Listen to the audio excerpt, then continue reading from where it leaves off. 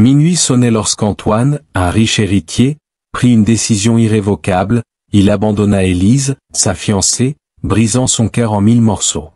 Aveuglé par l'ambition et le poids des attentes familiales, il quitta la ville, ignorant qu'il laissait derrière lui bien plus qu'un simple amour déçu.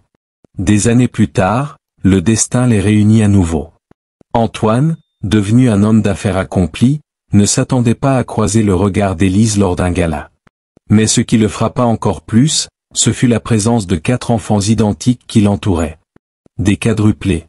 Son sang ne fit qu'un tour. Ce sont mes enfants ? Balbutia-t-il. Élise planta son regard dans le sien, un mélange de fierté et de défi. Ce sont mes enfants, Antoine. Ceux que j'ai élevés seuls quand tu m'as abandonné. Le silence tomba sur la pièce. Antoine, d'ordinaire maître de lui, ne trouvait plus ses mots. Comment rattraper le passé? Comment réparer ce qu'il avait brisé? Élise, elle, n'attendait rien. Elle avait bâti sa vie sans lui. Et désormais, c'était à lui de prouver qu'il méritait d'en faire partie. Les murmures s'élevèrent dans la pièce, résonnant comme un écho cruel à la douleur d'Élise. Sophie tenta de la soutenir, mais la jeune femme n'entendait plus rien, le regard perdu dans le vide. Gabriel, l'homme qu'elle aimait, l'homme avec qui elle rêvait d'un avenir, venait de l'abandonner devant l'autel.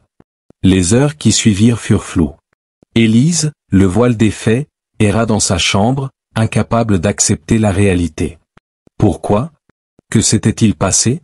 Avait-il seulement eu le courage de lui laisser un mot? Mais les jours passèrent et aucune explication ne vint. Brisée, elle quitta la ville, emportant avec elle un secret dont elle ne soupçonnait pas encore l'ampleur, elle portait en elle les enfants de Gabriel. Des années plus tard, alors qu'elle était devenue une femme forte et indépendante, leur chemin se croisa de nouveau. Un gala de charité, une rencontre inattendue. Gabriel était là, l'air stupéfait en la voyant. Mais ce qui le frappa plus encore, ce fut les 4 enfants qui se tenaient près d'elle. Élise? Elle le fixa avec calme, bien différente de la jeune femme éplorée d'autrefois. Tu as refait ta vie? Murmura-t-il. Non, Gabriel, je l'ai construite sans toi. Il voulut parler, mais son regard accrocha celui d'un des enfants, son reflet miniature. À cet instant, il comprit. Une vérité qu'il n'aurait jamais imaginée. Ils sont? Élise hocha la tête, un sourire énigmatique aux lèvres. Gabriel sentit le sol se dérober sous ses pieds. Elle avait élevé ses enfants seule. Et maintenant, il devait affronter le poids de son abandon. Le vent nocturne s'engouffrait dans sa robe, mais Élise ne sentait rien d'autre que le vide dans sa poitrine. Son cœur battait à tout rompre, chaque pulsation un rappel cruel de l'homme qui l'avait abandonné. Elle serra les poings, espérant que la douleur physique atténuerait celle de son âme. En vain. Soudain, une idée traversa son esprit. Gabriel ne pouvait pas l'avoir quitté sans raison. Quelque chose avait dû arriver. Elle fouilla nerveusement dans la poche de sa robe et en sortit son téléphone. Ses doigts tremblaient en composant son numéro. Une sonnerie, puis 2. Pas de réponse. Elle tenta encore et encore, mais il restait silencieux. Élise, viens, murmura Sophie en la rejoignant. Il ne mérite pas que tu te détruises comme ça. Mais Élise secoua la tête. Elle refusait d'accepter que l'homme qui lui avait promis un amour éternel ait pu la trahir ainsi. Les jours suivants furent une torture. Aucune nouvelle de Gabriel. Il semblait s'être volatilisé. Ses parents, ses amis, personne ne savait où il était passé. Petit à petit, le chagrin fit place à la colère. Alors, un matin, le test de grossesse changea tout. 2 barres roses. Un choc. Un souffle coupé. Elle n'était pas seulement une femme abandonnée. Elle était une mère en devenir. Ce jour-là, Élise prit une décision, elle n'attendrait plus jamais personne pour être heureuse. À présent, tout prenait un sens. Ce regard fuyant, cette hésitation. Gabriel savait déjà. Il avait prévu son départ bien avant ce jour fatidique. Élise sentit un frisson glacé lui parcourir l'échine. Avait-il jamais réellement voulu de cette vie avec elle? Leur amour n'était-il qu'un mensonge? Son cœur se serra à cette pensée, mais elle refusa de sombrer. Elle se redressa, inspirant profondément. Elle devait avancer, pour elle et pour l'enfant qu'elle portait. Les mois passèrent, rythmé par les échographies et les préparatifs. Puis vint la plus grande surprise de sa vie, elle n'attendait pas un, mais 4 bébés. Une nouvelle aussi effrayante que merveilleuse. Avec l'aide de Sophie et de quelques proches fidèles, Élise construisit une nouvelle vie. Ses enfants devinrent sa force, la lumière qui chassait l'ombre du passé. Elle ne chercha plus Gabriel, et il ne revint jamais, jusqu'à ce soir fatidique. Un gala de charité. Élise y assistait en tant que fondatrice de son association pour jeunes mères célibataires. Elle discutait avec un donateur lorsqu'une voix résonna derrière elle. « Élise ?» Son souffle se coupa. Elle se retourna lentement, et croisa le regard de Gabriel. Il était là, après toutes ces années, visiblement bouleversé. Mais ce fut la main d'un de ses fils qui tira sur sa robe qui lui donna la force de parler. « Je suppose que tu ne t'attendais pas à ça, » murmura-t-elle avec un sourire énigmatique. Les heures passèrent, et Élise resta là, figée dans sa douleur. Finalement, Sophie la trouva et l'aida à se relever. Sans un mot, elle la ramena chez elle, loin des regards et des murmures. Les jours suivants furent un cauchemar éveillé. Élise oscillait entre colère et tristesse, tentant de comprendre comment l'homme qu'elle aimait avait pu l'abandonner de la sorte. Mais aucune réponse ne venait. Gabriel s'était évaporé, ne laissant derrière lui qu'un silence assourdissant. Puis, une nouvelle inattendue bouleversa tout. Un matin, alors qu'elle peinait encore à retrouver un semblant de normalité, un vertige la saisit. Une visite chez le médecin confirma ce qu'elle n'aurait jamais imaginé, elle était enceinte. Le choc fut immense. D'abord, elle refusa d'y croire. Mais face aux échographies et aux premiers battements de cœur de ses enfants, elle comprit qu'un nouveau chapitre s'ouvrait. Pas celui qu'elle avait espéré, mais un qui valait la peine d'être vécu. Les années passèrent, et Élise se reconstruisit. Ses quadruplés devinrent sa plus grande fierté. Forte, indépendante, elle réussit là où Gabriel avait échoué, affronter la réalité. Et puis, ce soir-là, il réapparut. Face à lui, Élise ne trembla pas. Son regard était celui d'une femme qui n'attendait plus rien de lui. Pourquoi maintenant ? Souffla-t-il, bouleversé. Elle haussa les épaules, un sourire triste aux lèvres. Parce que la vie continue, Gabriel. Avec ou sans toi. Les nuits étaient les plus difficiles. Allongée dans un lit trop grand pour elle seule, Élise se surprenait à pleurer en silence. L'image de Gabriel la hantait, son sourire, ses promesses brisées. Mais plus les jours passaient, plus elle apprenait à respirer sans lui. Puis, vint le jour où tout bascula. Un matin, alors qu'elle se sentait plus fatiguée que d'habitude, une violente nausée la prit de court. D'abord, elle pensa au stress, à l'épuisement. Mais un pressentiment grandit en elle. Elle acheta un test de grossesse et attendit, les mains tremblantes. Lorsque le résultat apparut, son cœur manqua un battement. Positive. Le choc la laissa sans voix. Elle s'assit, une main sur son ventre, tentant d'assimiler la nouvelle. Gabriel était peut-être un lâche, mais ses enfants à venir n'avaient rien demandé. Peu importait la douleur, elle devait être forte. Les mois qui suivirent furent une épreuve. Entre les rendez-vous médicaux et son travail, elle se battait pour offrir un avenir à ses enfants. Puis vint l'échographie où tout changea, 4 battements de cœur résonnèrent dans la pièce. Félicitations, madame, vous attendez des quadruplés. Élise sentit son monde vaciller. 4 vies grandissaient en elle. Le destin ne lui laissait aucun répit, mais au fond d'elle, une force nouvelle naquit.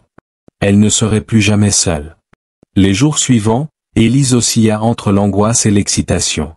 Elle n'avait personne vers qui se tourner, mais elle refusait de laisser la peur l'emporter.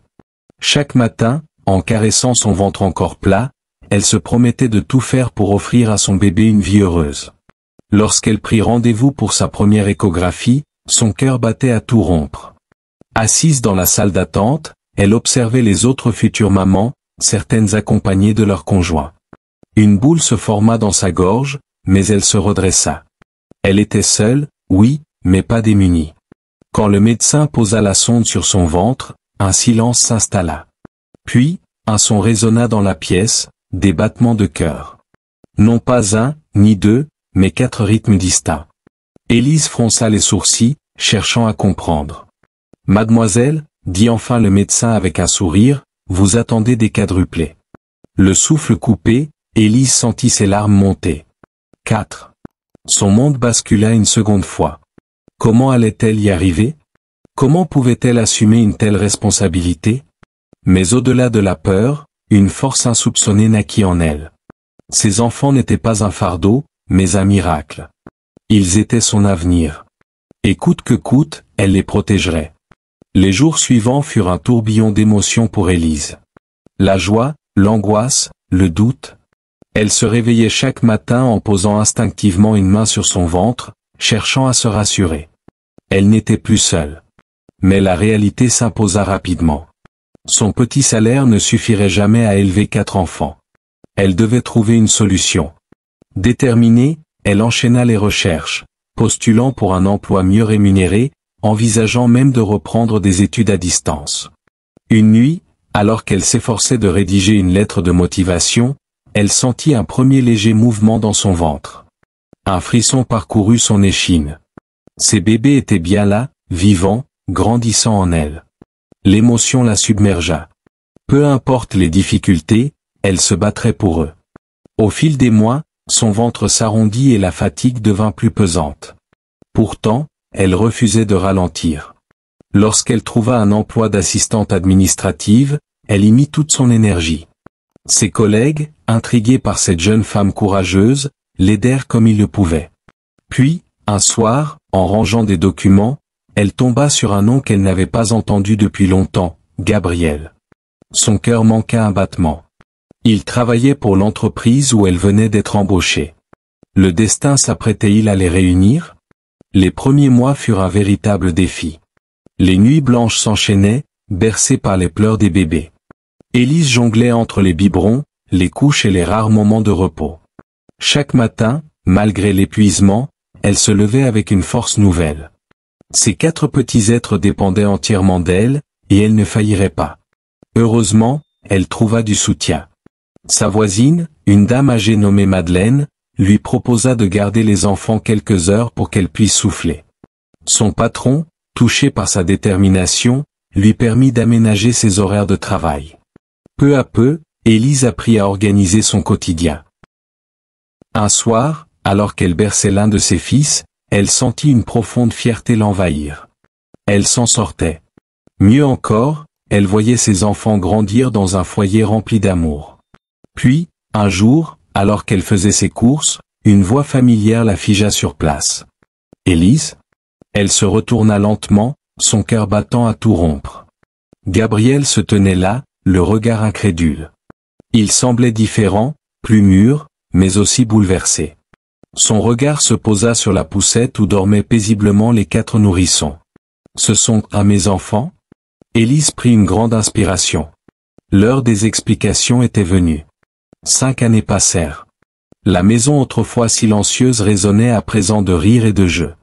Chacun de ses fils avait sa propre personnalité. Léo, curieux et avide de découvertes, Nathan, timide mais tendre, Mathis, le petit farceur, et Raphaël, le meneur. Chaque journée était une aventure épuisante mais remplie de bonheur. Puis, un après-midi ordinaire au parc, tout bascula. Élise croisa un regard familier. Son souffle se coupa. Gabriel. Il était assis sur un banc, en pleine discussion. Mais en apercevant Élise, son expression changea. Il observa les 4 enfants, la ressemblance évidente. Son visage se figea sous le choc. Le cœur battant, Élise attrapa son sac. Léo, Nathan, Mathis, Raphaël, on rentre. Les garçons protestèrent, mais son ton ferme ne laissa place à aucune négociation. Elle s'apprêtait à partir quand une voix l'arrêta net. « Élise ?» Elle se figea. Ce timbre, qu'elle n'avait pas entendu depuis 5 ans, fit remonter 1000 émotions. « Ce sont tes enfants ?» Elle hésita. Devait-elle fuir? Mentir? Mais elle choisit la vérité. « Oui, ce sont mes fils. » Gabriel recula légèrement, tentant d'assimiler l'information. « Quel âge ont-ils » 5 ans. Il pâlit. Le calcul était instantané. « Ce sont à mes enfants ?» Le silence s'étira. Enfin, Élise répondit d'une voix claire. Oui, Gabriel, ce sont les tiens. Il passa une main nerveuse dans ses cheveux, déstabilisé.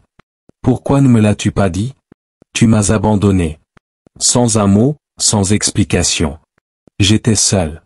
Enceinte. Anéanti. Il ouvrit la bouche, puis la referma. Il n'avait aucune excuse valable. Je veux les connaître, déclara-t-il enfin. Élise croisa les bras. Ils ne savent pas qui tu es. Je suis leur père.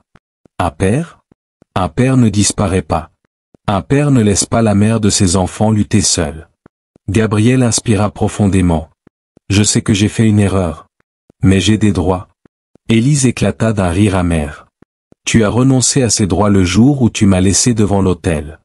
Mais Gabriel n'était pas du genre à abandonner une seconde fois. Et ce qu'il fit ensuite plongea Élise dans une bataille qu'elle n'aurait jamais imaginée.